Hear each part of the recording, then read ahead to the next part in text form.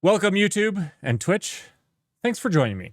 I wanted to go over this to kind of talk about some of the things, some of the concepts and comments being left on my Scrum video. I actually really appreciate it because this is hopefully one of the goals. I want to talk about these things that you guys have questions, thoughts, concerns, or differing opinions on.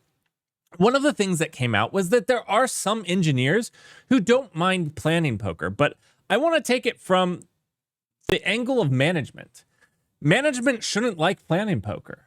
Planning poker doesn't achieve what I have ever wanted out of being management. It doesn't achieve it, and I'll give you why it doesn't, or at least my opinions on why it doesn't. So even if you're okay as an engineer playing planning poker, which I never enjoyed it, I'm going to give you my thoughts on it from a management perspective. So let's jump into it.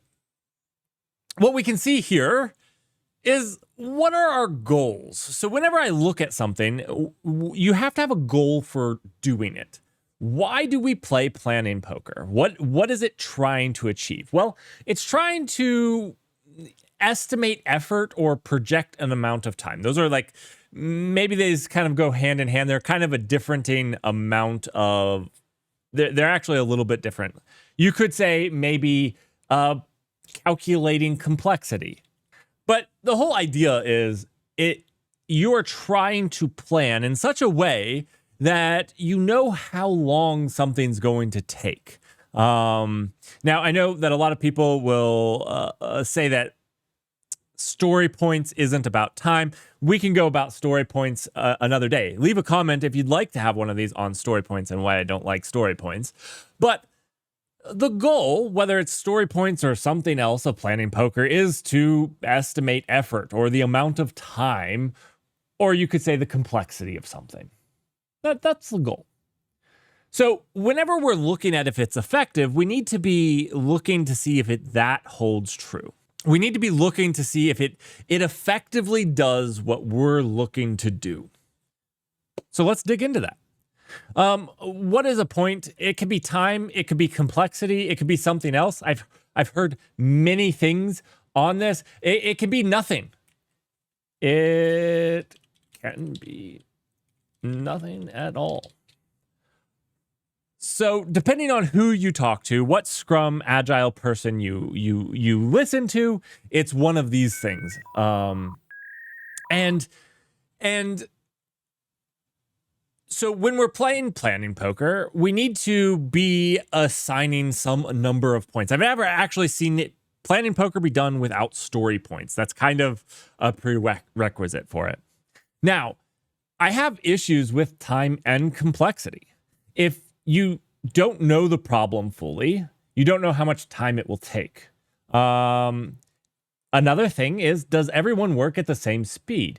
I'll use myself as an example here. I'm fairly comfortable with putting myself out there.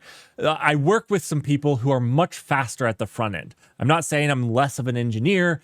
I'm much faster at several other things as well, because we all have our places where we enjoy, where we've specialized, where we've done the most amount of work. So on my team, there's a couple people that do more front end. They do back end.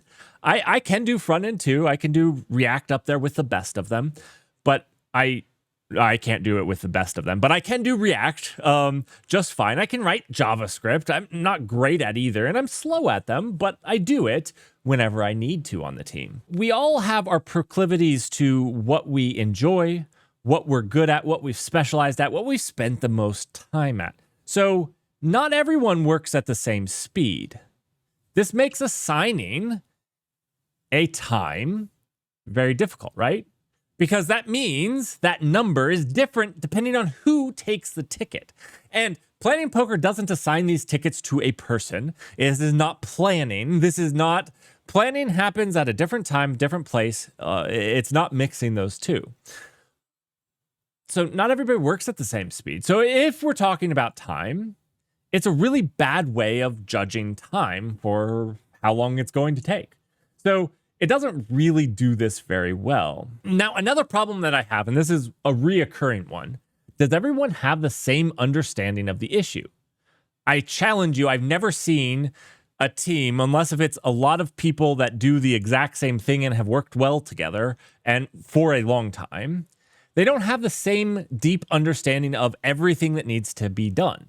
And if not, if they don't have the same understanding of the issue, of the full stack of the issue, of everything that needs to be done, the amount of time quoted is different depending on each person. But by definition, planning poker requires them to come to consensus, which you could say is them arguing. But the problem with this is everyone just ends up picking the most knowledgeable persons because they understand it best and can argue it best. Now, again, who's getting the ticket? If it's this most knowledgeable person, that's fine, but they can't do all of the tickets. But they always win. I have never seen not the most knowledgeable person win on how much time. And this holds true for complexity. Let's look through it. Let's say, because some people will be like, oh, it's not time, it's not hours, it's not whatnot, it's complexity. Okay, let's talk about complexity. The same things hold true with complexity. Do you fully understand the problem? If you don't know if you don't fully understand the problem, you don't know how complex it is. This is why some teams, instead of complexity, they'll say risk level. So I've seen risk level, which is basically how much unknown do we think there is? But you're just guessing at unknown, okay? But we'll just go along with this. But if you go down this rabbit hole, you almost need a meeting before this meeting to really understand the complexity of something that's to fully understand it. You need to talk to your PM. You need to fully sit there and dive through all the details with another engineer or two. And if the whole team is playing planning poker, then you need to do this with the whole team for every issue that comes up. That's a tremendous amount of time that all of your engineers have to do on every ticket just to try to understand how much time it's going to take to complete. And did you have a story for... Did you have some time set aside for that? I mean, it depends on how many tickets you're going through. Okay. And then this is like the same as 3 up here. Does everyone have the same level of understanding of the issue? Again, even if you're talking about complexity, risk level, or something else, everybody is going to come to consensus on the most knowledgeable person's quote because they're going to be able to argue it the best. But that's not a fair representation of the team. I'm going to pause there just for a second for questions. Dutch, this is my point exactly. It's either the person with the most knowledge or the person with the strongest personality. I will agree with you because sometimes I've won in planning poker and it's probably because of my personality, not because of my knowledge.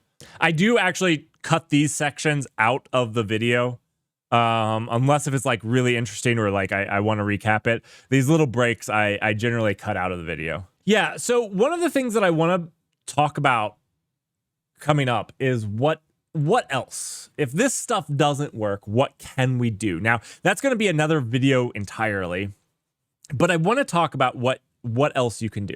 This, I'm really just talking about planning poker and why I, as a leader in my industry, I don't like my teams playing planning poker. I think it's a waste of time. I think it doesn't achieve anything usable or tangible to me. As a person that has teams under them, I don't find that it provides anything tangible to me to use. And that's my problem with planning poker. I don't care whether you like playing it or not. Either way, I'm indifferent to that. My point is, I don't think it provides a tangible thing to use and leverage. This all goes back to understanding what the goals are. And most of this planning stuff is for planning, meaning you're trying to estimate the amount of time, whether it's effort, time, or complexity. Complexity is a way people try to hide behind unknown amount of time. And so they're just trying to give a buffer. So they're saying higher complexity means possibly more time. We're unsure. And that's also a crappy way to judge how long things are going to take because some things have a complexity of 1 and a time of 2 weeks. What I mean by that is if you ask me to do something that I absolutely know exactly how to do, like write a deployment for something in Kubernetes, there's no complexity to it. I don't need any amount of complexity. but it will take me probably roughly 2 days to make a decent deployment file and make a Helm chart out of it if that's what you want. I mean, it just takes time to do those things. So if you pick either one of these, they're also bad. So if you say story points are an estimation of time, well, that's pretty bad for a lot of reasons, and we can talk about it. If you go with complexity, that's also bad because it forgets the time. That chore would have a complexity of 1 for me. Maybe it has a higher complexity for you. Again, another reason it's a bad judgment.